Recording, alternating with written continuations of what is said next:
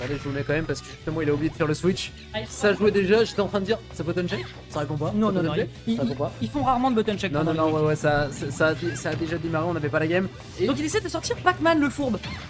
voilà, non mais en même temps, j'ai envie de te dire, C'est pourquoi le pire, s'embêter? et c'est le pire match-up des Voilà, matchs. pourquoi s'embêter à jouer? Alors, c'est exigeant, Pac-Man, on va pas se mentir, Voilà. mais c'est quand même un perso, et quand t'as des persos forts dans le jeu, qu'est-ce qui t'empêche de jouer? Bien sûr, sachant Twitter.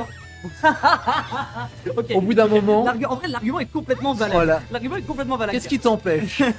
C'est complètement valide. Voilà. Et d'ailleurs, il faut le savoir, Newtaste l'a dit juste après s'être fait battre par son adversaire lors de l'Odyssée. Il a dit Pac-Man est vraiment le pire match-up de Peach. Donc, effectivement, ça peut être une situation à exploiter. On est sur une situation de 90% par contre en sa défaveur, avec un Matteo pour l'instant qui a ici, encore une fois, ses gros points forts, à savoir la très bonne exploitation de son item play avec ses navets et surtout son jeu de combo.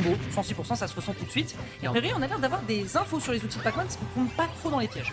On tombe pas plus, mais le seul souci c'est vraiment le drone parce que on est obligé de passer un petit peu au-dessus pour Matteo alors qu'on sait, on adore pour Peach à pouvoir cancel, à pouvoir float et pouvoir enchaîner les combos. Par contre le sniper Swedish français- sniping. alors non, justement il n'est pas suédois, il est français. Cocorico Le s'il te plaît. le Donc Martiniquais. Cocorico sniper ici pour Matteo Donc, qui va aller le chercher et qui va même aller prendre le saut de Arneol qui attendait de se repositionner sur la plateforme. Bien vu pour Matteo qui recollera un petit peu en termes de stock, par contre pas du tout en termes de pourcentage. ouais, là pour le coup, 90%, c'est quand même un poil difficile. On n'oublie pas que là, dans cette situation, les premiers setups qu'on va aller chercher, ça va être évidemment la cloche, d'autant plus que ces derniers temps, T a quand même donné de la data au genre de Pac-Man. Donc clairement, ils peuvent s'amuser à partir sur les dash dance et ça fait vraiment trop peur.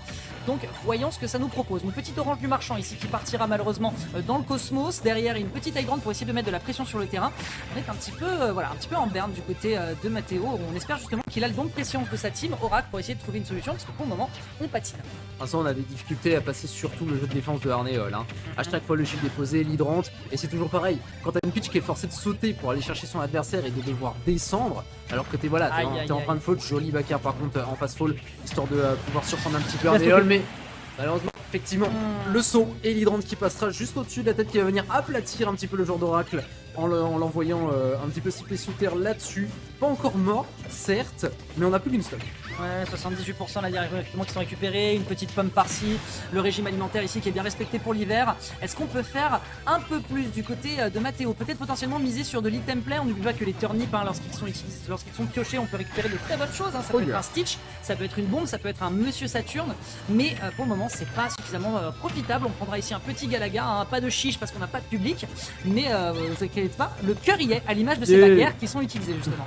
Les backers toujours Oh. pour Matteo qui va peut-être utiliser même la grande pour se propulser vers Arneol et aller le chercher avec un énorme smash. Et oui, c'était propre. C'était Franchement, propre, monsieur. c'est dans le thème, c'est une petite balle de golf, swing, on passe C'est directement. ça, exactement. En un coup. Voilà, un petit driver, on a fait un petit parwan, on adore. Ok, un petit forwarder. On rappelle qu'il y a un sweet spot au niveau de la couronne sur ce move.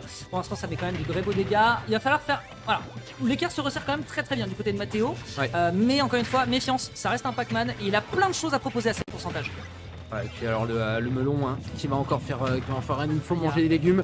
Cette petite pitch devrait l'apprendre et la cloche qui était pas si loin que ça de la jupe de Matteo. Est-ce qu'on peut continuer à aller le chercher? La dash attack qui va pas prendre, énorme backer de la énorme backthrow pour Arneol qui va tenter le S-Smash. On passera un petit peu au-dessus, heureusement pour Matteo, parce qu'on va certes se faire un petit peu renvoyer. La couverture. La couverture était là, mais le timing ne l'était pas pour Arneol. Ouais, c'est très compliqué là pour les prochaines interactions. Autant pour moi, il suffisait simplement d'appeler les pompiers la princesse brûle et ces derniers accourent pour lui mettre un gros coup d'hydrant dans les gencives. La princesse donc qui va devoir se targuer d'une game numéro 2 et cette fois-ci en étant dans les cordes parce que sinon ce sera direction loser side mon bon Maxi Lag. Tout à fait. 1-0. Ouais, Arneol, ouais. Il fait sa petite run, là, décidément. Ouais. Pas trop surpris à vrai dire pour l'instant de la part de Matteo, on le connaît sur les weekly, il est quand même très présent. Alors c'est joueur et le score c'est ici. Est-ce que tu peux mettre un petit 1 mon bon Maxi Lag? Je te remercie. 1-0 donc pour Matteo Team Oracle face à Saicom Arneol. Les Saicom d'ailleurs qui ne sont pas mentionnés d'ailleurs dans les graphes que j'ai fait pour les weekly, étant donné qu'ils font, si je dis pas de bêtises, des ladders le jeudi. Mais j'avais pas beaucoup de place, tant pis pour tout noter. On va quand même pas m'embêter non plus. Down throw backer, les grands classiques. 50% déjà récupéré. C'est la flowchart classique du personnage pour le moment. On est Tout à fait, pas mais pas très sur, sûr. mais pas sur des combos. sur de la pression un Oui. kill à l'heure actuelle pour contre Arnéol. Sur ce début de game, il s'est vraiment montré oppressant Matteo. Et avec ça, il a récupéré pas mal de pourcentage. Après, voilà, de son côté pour la boule jaune, on a les combos qui sont également présents pour lui. Aïe, aïe, aïe. Quel énorme fer avec la récupération du navet. Que c'était bien proposé de la part de Matteo, c'était sexy. Oh là là, c'était sucré, on va le dire, c'était sucré autant que les crêpes maison qu'on vend à la Le Tiers Arena, venez voir, Non, c'était trop rare. Oh, t'es une merde. Oh, c'est peut-être tu dis ça parce que toi t'es au régime depuis 25 ans. On a ici un petit indice qui est utilisé directement dans l'Hydrant. Ah, bah, on va pas commencer à parler, ce On va style. parler plus. Mais bah attends, on y va, on y va. Je signale. Pour l'instant, en tout cas, une bonne cuisine qui est proposée de la part d'Arnéol, mais encore une fois, malheureusement, il faut prendre cette fichue stock à l'adversaire qui utilise merveilleusement sa DI pour se dépêtrer ici d'un très bon down smash. La couverture était vraiment excellente, mais pour le moment, on persiste et on signe. Arnéol n'arrive pas à se débarrasser de cette princesse. Non. Arnéol est encore dans la difficulté. Heureusement, la grande taille de Town City permet à Matteo de pouvoir se déplacer un petit peu et de se repositionner. Par contre, la clé, elle, viendra sceller ou ouvrir à nouveau le score pour Arnéol qui reviendra en termes de stock. Un petit 34% de sécurité pour Matteo, c'est loin d'être catastrophique, on est quasiment à even entre les deux joueurs. Oui, c'est voilà, c'est vraiment très équilibré, hein, les deux joueurs qui. Mais par contre, tu vois, la game prend du temps. Déjà par le fait qu'on soit sur un très gros terrain, hein, les deux sont conscients qu'ils peuvent se permettre de prendre leur temps, d'autant plus que c'est une très bonne map pour Pac-Man. Hein, ça lui permet de poser les grandes, d'avoir un très gros contrôle sur le terrain, de diviser pour mieux régner et prendre l'ascendant. Mais c'est des games qui sont un peu lents, c'est un rythme qui est... voilà. Et encore une fois, par contre, Matteo, un truc qui est chouette pour lui dans ce type de game, c'est surtout que c'est un joueur qui n'aime pas les rythmes effrénés. En général, les rushdowns qui lui foncent dessus, il a beaucoup de mal, il se décompose et il a du mal à maintenir son désavantage. Et il faut reconnaître que lorsque l'adversaire lui laisse le temps de respirer, c'est là où il peut tout doucement insuffler des damages et faire ses belles œuvres. Pour l'instant, en tout cas, il a un mislead, mais pas si énorme que ça. J'aime bien comment joue Matteo à l'heure actuelle. À chaque fois, il se rapproche doucement avec le shield et au moment où il dit ça... un peu trop. Voilà, mais il a cherché la cloche depuis tout à l'heure. Hein, Ouais. je la voyais sur chacune des rôles, il essayait de se recalibrer par rapport à ce que proposait Matteo. Parce qu'il tentait à chaque fois de se replacer derrière, il essayait de se rapprocher avec une rôle. Cette fois-ci, la rôle n'aura pas eu raison de la cloche. Elle aura eu raison de la stock de Matteo. Et là maintenant, retour à la case départ hein, pour le joueur d'Oracle. Parce qu'il faut pouvoir se rapprocher d'un joueur qui va faire énormément jouer son hydrant.